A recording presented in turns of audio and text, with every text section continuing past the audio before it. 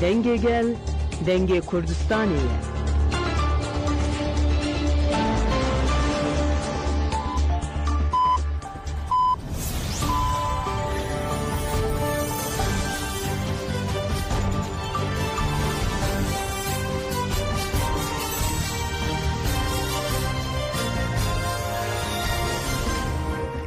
شنوندگان چیان رادیو دنگ گلدن باشکدارین هیجا ایرو 2 هزینه 2025 دوشنبه بروکسل ساعت 9 لامده ده امروز چند سرس به پیشکش بکندم دم آزادی ریبرا پویا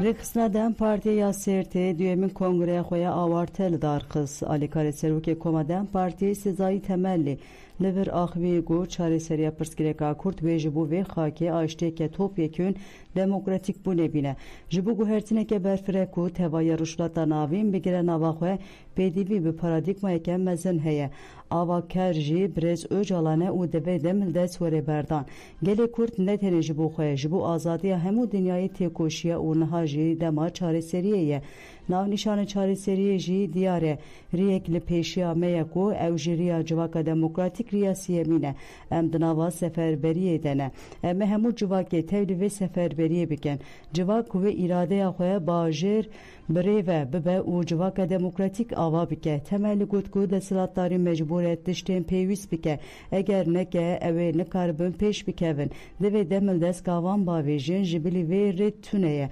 بریا چیکرنا دستورا بنگهین دوی پاقجیا ریوره کرن ام جبو وی بریکتن و امه بسر بکوین پشت آخافتنان راپورا دارایی و فعالیتان حتی خوندن در انجام هلبجارتنه ده روشن آستان و کنان بیلگه و که هفسرک نو هاتن هلبجارتن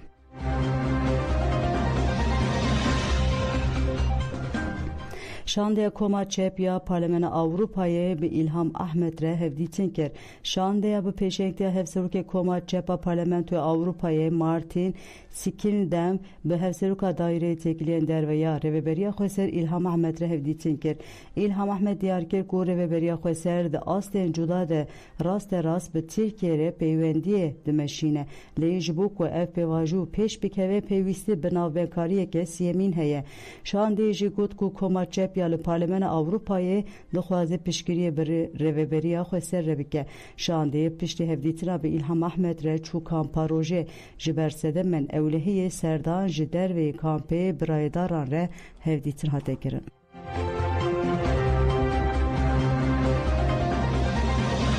لگیرتگهان 4291 زاروک هنم دهمین پاکت داراز کو به امضای AKP پیشکش مجلس هاته کرن و MHP پیشگیری دا لکمیسیون عدالت یا مجلس هاته قبول کرن دم پارتی لدیج خالن 16 17 و 18 ین پاکت درکت لگور وان خالان و زاروکن گیرتی در باسی گیردکی هندن بکن کو وان داران و که مالا پرورد وان دران و که مالا پرورده ایتن را گرتن هر وادن پارتی لدیج بری وان خالان بو او هجمارا زاروکن گیرتی پرسی جگر مدیر گشتیه گیرتگهان وزارت داده فاتح güngör دسر پرسادن پارتیان آتکیلداری هجمارا زاروکن گیرتگه داخوی güngör گفت کو جنها و لگیرتگهان هر اکی 4291 زاروک دیگیرتگه دهنه پیشنمای دن پارتی یالدیجی خاله 16 17 و 18 بدنگن AKP و MHP یان هاته رد کرن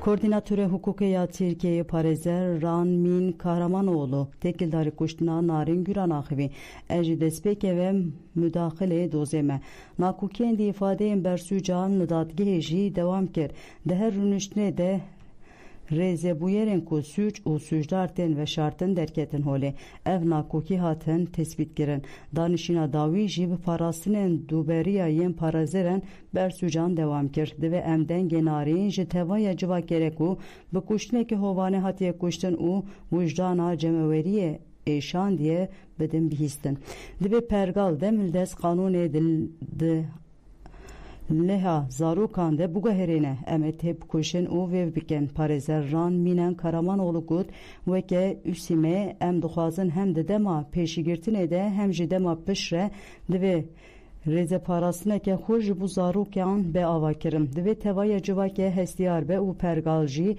menfaata zarokan li ber çavan bigire. Ji bo ku bûyerên din yên mînayê narîn çênebin, em ê têkoşîna xwe bidomînin.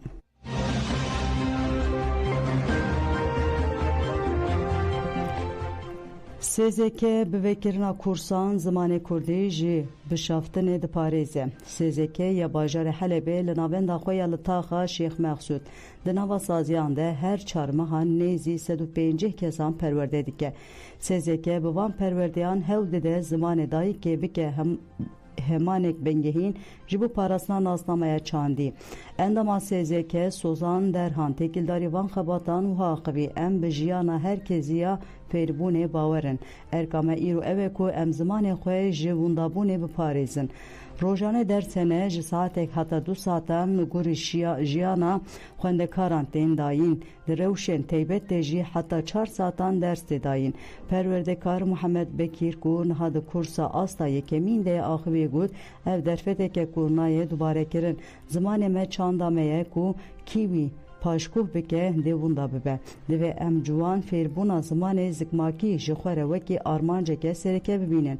SZK hewl dide biriya van xebatan zimanê Kurdî wekî beşeke sereke di jiyana rojane de bide rûniştandin.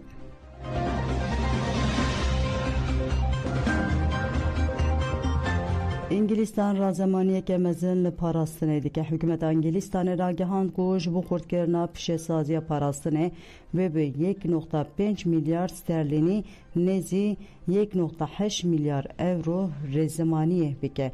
Bi vê bütçeyê re wê li welat herî kêm 6 fabrîkayên nû yên cebilxaneyan bêne avakirin û bi qasî 700 füzeyên menzildirêj bêne hilberandin. Hat ragihandin ku ev gav parçeyek ji stratejiya parastinê ya nû ye ku vê rojên bê were eşkere kirin. Armanc ve stratejiye ev e ku İngilîstan li hemberî gefên ewlekariyê yên ku zêde dibin asla amadekariyê zêde bike û stokên xwe yên cebilxaneyan berfirehtir bike.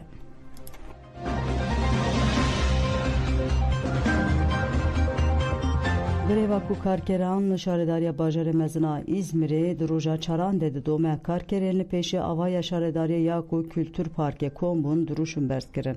Serokê Şaxê Hejmar Adûdiyê Genelîş a İzmirê Ercan Gül di çalakiyê de got ku şaredarî hewl dide berê wan û gel bide hev û got li kolanê ser mûçeyên me nîqaş dikin. Qaşo şaredar dê mûçeyên me jî gel biparêze. Wê deme mûçeyên bürokratan jî gel biparêzin. Em raqemên zelal eşkere dikin. Lê ew brûta eşkere dikin. Bila şaredarî heqdestê me daxwaz dikin eşkere bike pişre jî gel bipirse. Gül anî ziman ku şaredarî hewl dide van bêzar bike lê ew ê bêzar nebin. Serî netewînin heta mafên xwe bi dest dixin çalakiyan xwe jî bidomînin.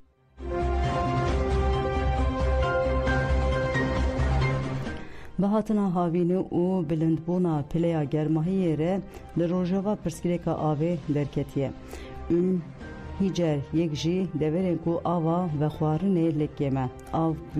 Ava bin erdê ya heyî şore û ji bo vexwarinê nabe. Şeniyên bajarokê Hicêreyê di zivistanê de debera xwe ya avê bi depokirina ava baranê bi cih danî. Lê îsal ji ber ku baran pir kêm bariya alosiya avê derket û tu alternatîfên din tuneye. Şeniyên bajarokê Hicêreyê wiha dibêjin. Her wiha bi wê re êşa şeniyan zêdetir bûye. Ger ev qutbûn demeke dirêj biçe wê şênî rûbirûyê krîza dijwar werin. Serokê beşa avê ya şaredariya gela bajarê Holê Seyîd Alî Hemûd wiha dibêje. Dema mazota xizmetî li xwediyên tankerên avê dihatin belavkirin her bermîlek av bi 5000 lîreyên Sûriyeyê dihat firotin. Lê niha xwediyên tankeran bêyî destek mazotê ji stasyonan dadgirin ji ber vê yekê ji buhayê bermîlek av bû 12000. Sedema vê buhabûnê jî lêçûna veguhestinê û mesafeya dirêj e. Çareserî yekanê ew e ku saziyên têkildarî destwerdanê bikin. Divê desteka pêwîst pêşkêşî gundewarên ku êşên nebûna avê dikşînin bike.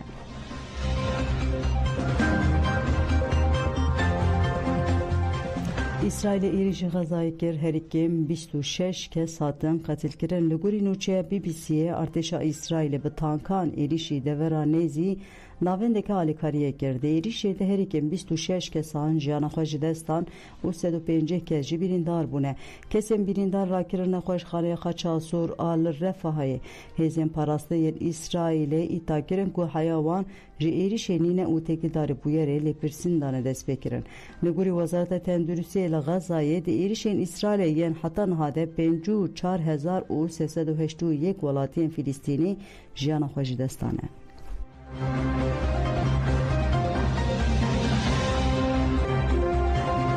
Gelek olan Cemal Çen serisi ve peşkeşkirin ana kadrovu demiş.